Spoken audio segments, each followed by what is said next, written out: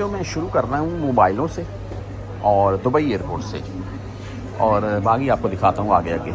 अच्छा, यहाँ पर आईफोन पड़े हुए हैं और ये एप्पल 16e पड़ा हुआ है 2479 दरहम में।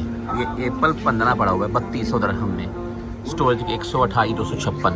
ये आगे देख लीजिए। अच्छा, एक चीज़ है जी, ये मोबाइल है कितने खूबसूरत है।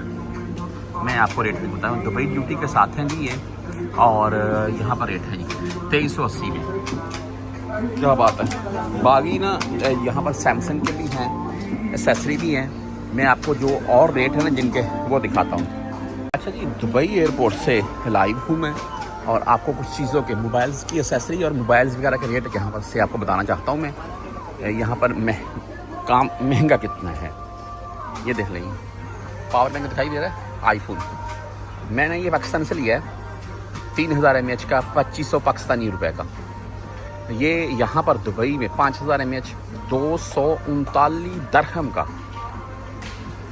और इसके आगे मैं और चीज़ें आपको दिखाता हूँ। मैं डाटा केबल ले लेते हैं एक, ये देख लेंगे 99 दरहम में। ये देख लेंगे चार्जर है मोमैक्स का 142 दरहम में आपको चार्जर मिलेगा।